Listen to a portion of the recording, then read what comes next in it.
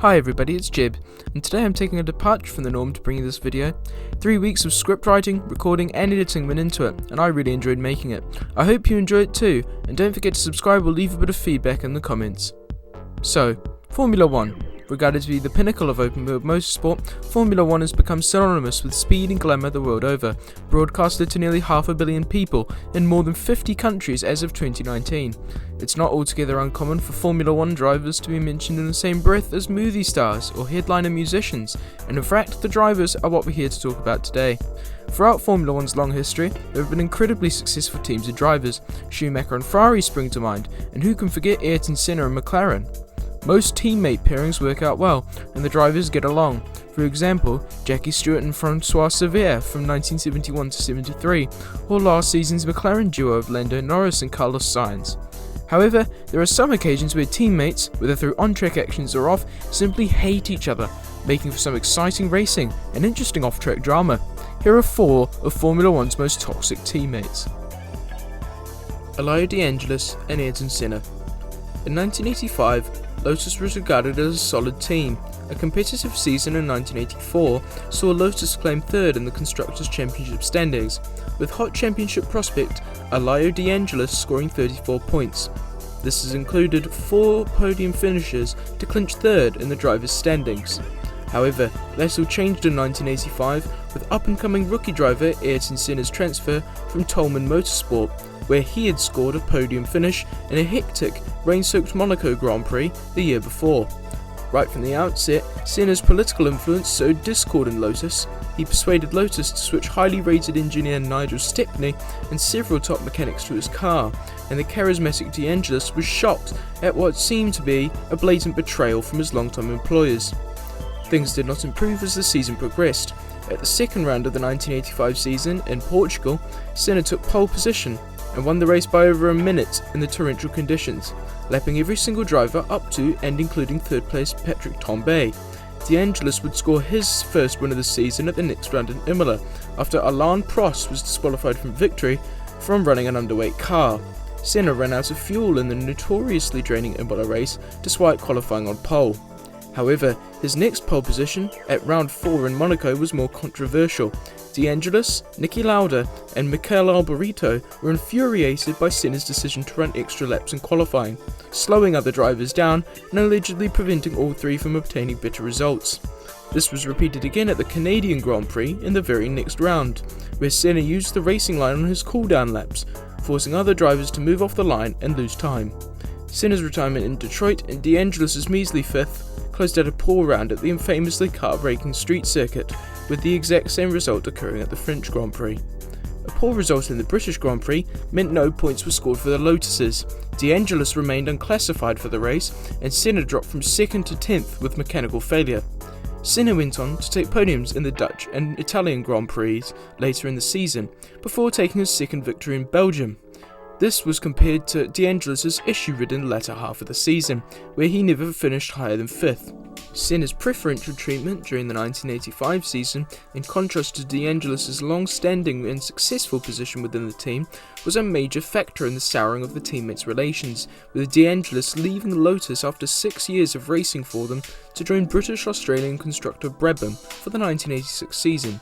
Sadly, during mid-season testing at the Paul Ricard circuit on May 15, 1986, De Angelis was killed in a fiery wreck after a rear wing failure caused a major collision. He died from smoke inhalation in a hospital in Marseille. He was just 28 years old. His death caused a stir in the Formula 1 community, as the Italian was well loved by fellow drivers and fans for being a charismatic and gifted racer, as well as a surprisingly talented pianist, with a raw talent to run Senna close in what many claimed was an inferior car. Fernando Alonso and Lewis Hamilton. Lewis Hamilton, reigning 2019 World Champion and one of the greatest drivers in the history of the sport, has nevertheless had some incredible rivalries. Jenson Button ran him close for years during the latter half of his stay at McLaren in the early 2010s, and Nico Rosberg's dramatic 2016 World Championship victory against his teammate Hamilton will be remembered for years to come. However, Hamilton's most heated rivalry came in his first year of Formula 1 in 2007 as a rookie at McLaren. He was partnered with 2-time defending world champion Fernando Alonso. Alonso, who had won the 2006 title for Renault, came into the season as the McLaren number 1, expecting that young Hamilton would need to get up to speed, leaving Alonso free to compete for the driver's title without the inconvenience of battling his teammate.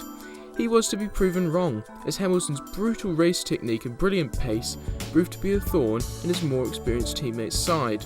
After Kimi Raikkonen's win from pole in Australia, the Spaniard converted a front row qualifying position into a win in Malaysia, with his younger teammate completing a 1-2 for McLaren. Felipe Massa completed a Grand Slam, pole, win and fastest lap, in Bahrain and in Spain for Ferrari, leaving McLaren at a loss. However, Monaco was a return to brilliant form for McLaren, with Fernando Alonso taking pole, the win and fastest lap, with Hamilton and Alonso lapping every single driver on the grid except for third place Massa and the Ferrari. However, the first seeds of discord were sown in the team, as Hamilton had run Alonso very close and accused McLaren of enforcing team orders to keep him behind Alonso. The FIA subsequently cleared McLaren of the accusation upon McLaren's denial of team orders being enforced. The Canadian Grand Prix would see Hamilton's first race win on his 6th race start, with Alonso trailing behind in 7th. Hamilton would take pole and the race win at the next Grand Prix in the United States, in a race dominated by the high-speed battle of the two McLarens, with Alonso finishing in P2 by just over a second. A double win for Kimi Raikkonen in Britain and France was halted by Alonso's victory in a hectic, dry-to-wet German round, where Markus Winkelhock led the grid in a spiker thanks to a brilliant strategy call. Unfortunately, he retired after the race was restarted due to collisions. The Hungarian Grand Prix was a major low point in the relationship between the two McLaren drivers. Hamilton was deliberately delayed in the pits by Alonso and was unable to set a final qualifying lap to beat Alonso's time. FIA stewards docked Constructors' Championship points from McLaren and handed Alonso a 5-place grid penalty, promoting Hamilton to pole. While Hamilton was reported to have not minded the incident and only regretted the loss of points, team radio transmissions during qualifying, in which he reportedly swore at Ron Dennis during the debacle, suggested otherwise. Alonso won at the Italian Grand Prix, but Kimi Raikkonen's victory in Belgium set the tone for the rest of the season. Barring Hamilton's win in Japan, in which Raikkonen was third, he won the Chinese Grand Prix and was entering the season finale in Brazil with 100 points, behind Alonso on 103 points and Hamilton, the championship favourite, on 107. Unbelievably, the impossible happened. Hamilton's gearbox issues early in the race dropped him from P2 to P18, and he was only able to recover to 7th, losing the championship as the season leader in the final race. He scored 2 points to finish on 109. Alonso was unable to overtake Felipe Massa and finished 3rd, completing the championship with 109 points. This meant Raikkonen, who had won the race, also won the 2007 Drivers' World Championship by a single point from the McLarens. This was Raikkonen's sweet triumph after the heartbreaks of 2003 and 2005, and was his first championship in the sport. Following the 2007 championship, Hamilton and Alonso were not on speaking terms after the season's events. Though the pair's relationship was eventually restored, Alonso cancelled his contract with McLaren in November of that year and left to join Renault. Alonso would go on to race for Ferrari in 2010, running Sebastian Vettel to the final round of the 2012 season and narrowly losing the title. He would leave for McLaren Honda in 2015, ending his career after 4 uncompetitive seasons with the team at the 2018 Abu Dhabi Grand Prix. Hamilton, meanwhile, would carve out a career as one of the greatest drivers in Formula 1 history, winning the 2008 Drivers' World Championship, and after joining Mercedes-AMG in 2013, he won every single driver's title in a row from 2014 onward, other than 2016, where teammate Nico Rosberg beat him to the title by 5 points. Nigel Mansell and Nelson Piquet. By 1986, Nigel Mansell had established himself as something of an underdog in Formula 1. After giving up his job as an aerospace engineer and financing his own way into Formula 3, his plucky performance was noticed by Colin Chapman at a Lotus F1 promotional event. Mansell eventually raced for Lotus in 1981. However, his unceremonious departure from Lotus to another British privateer team, Williams, after an uncompetitive 1984 season with the team, left a trail of derision in his wake. In fact, Peter Waugh, then managing director of Lotus Formula 1, claimed he will never win a Grand Prix as long as I have a hole in my arse. Ironically, he won 2 Grand Prix in 1985 with Williams, despite breaking his own record for fastest crash in Formula 1 history, with an incredible win at the European Grand Prix in Brands Hatch, followed by his second straight victory in South Africa. However, as 1983 world champion Nelson Piquet became disillusioned with the unreliability of the Brabham, rumours began to surface that Piquet was considering moving to Williams. This was confirmed for 1986, as two-time world champion Piquet partnered Mansell for a highly ranked Williams squad. However, tensions within the team arose when Piquet expected to be treated as Williams' #1 driver and resorted to some truly backhanded comments when his assumption turned out to be incorrect. He called Mansell an uneducated blockhead and criticised his wife Roseanne's looks, statements that were later retracted under the threat of legal action. Piquet regarded Mansell as purely being there for the British to cheer at and did not see him as a championship threat.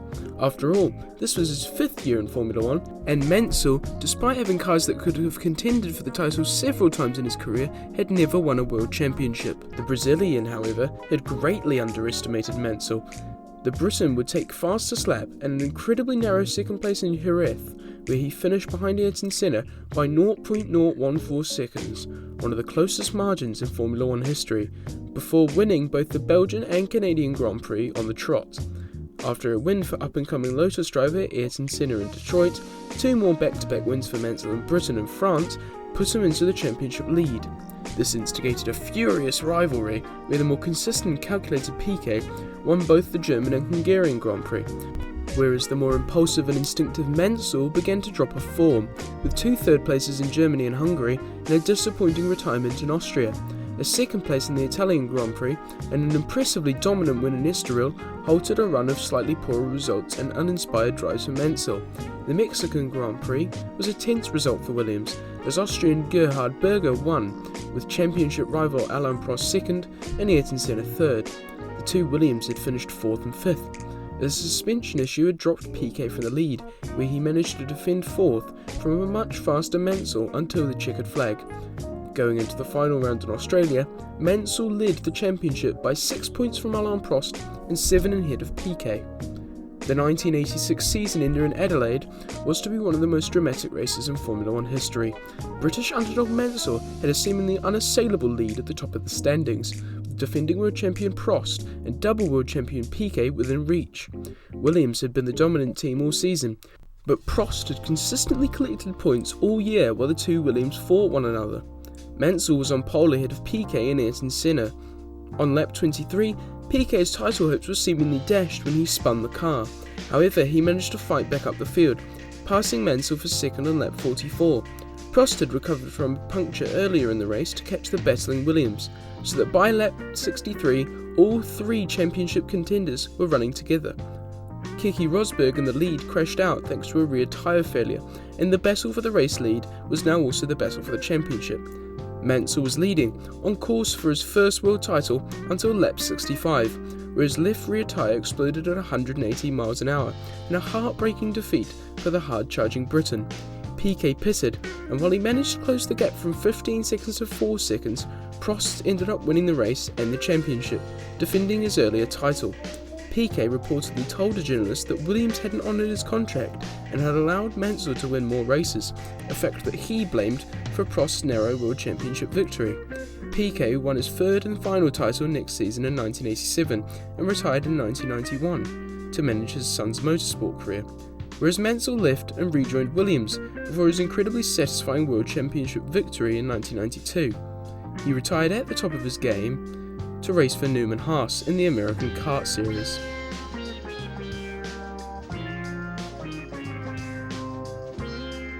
Didier Pironi and Gilles Villeneuve.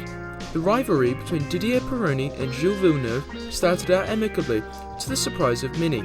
Gilles Villeneuve, now entering his 5th season with Ferrari, was fast being established as a living legend on the Formula 1 circuit. A fan favourite, the French-Canadian was well known on the grid for risking it all and then some, a philosophy never more encapsulated than at the 1979 French Grand Prix with René Arnoux, which has now passed into misty-eyed Formula 1 legend. An incredibly quick racer, Villeneuve was a firm favourite for the World Championship year after year. Pironi himself was a major success in both open-wheelers and sports cars racing, winning the French Super Renault title in 1976, the Monaco Formula 3 support race the year afterwards, and taking victory in the 1978 24 Hours of Le Mans. An impressive 2 seasons with the underfunded and underperforming Tyrrell team caught the attention of Guy Ligier, who signed him up for his own midfield team in 1980.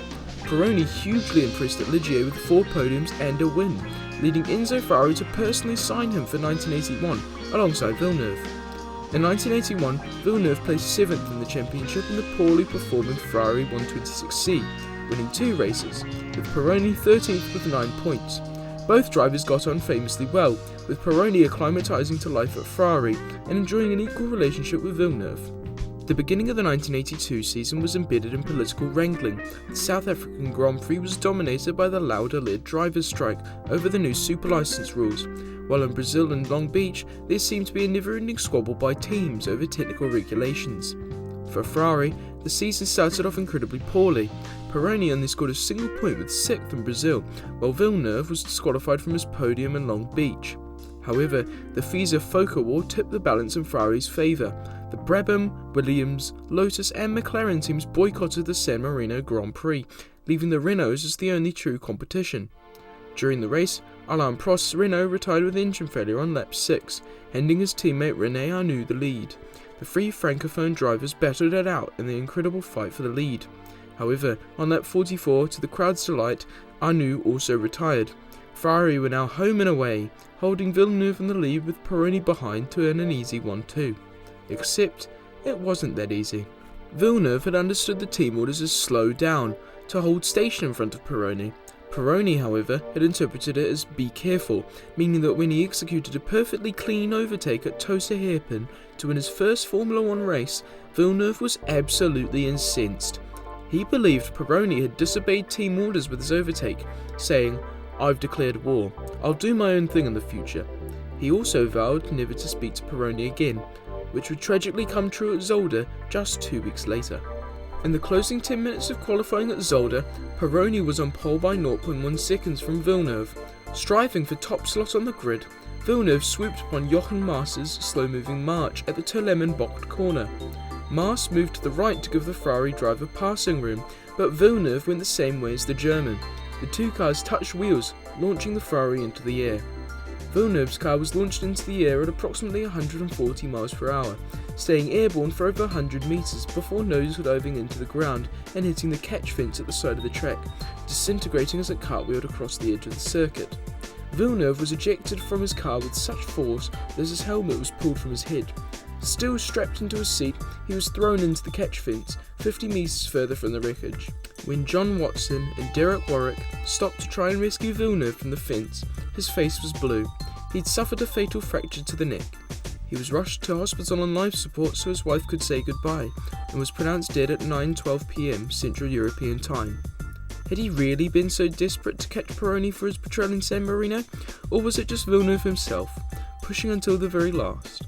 The world will never know. Villeneuve left behind his wife and son Jacques, who became Formula 1 World Champion in 1997.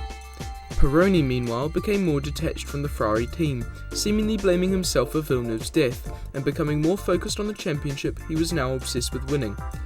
3 races later, Pironi stalled his Ferrari on the grid at the Canadian Grand Prix. Unsighted rookie Riccardo Paletti, driving in his first full grid in the Ocello Ford, had asked his mother to come and see the race 2 days before his 24th birthday. Paletti couldn't see the Ferrari in the pouring rain and had smashed into Pironi's Ferrari at a speed of 120 miles per hour. Paletti's fuel tank ignited, enveloping the Ocello in a wall of flame. Paletti died in hospital of severe trauma to his chest and fractures to both legs, becoming the second fatality of 1982.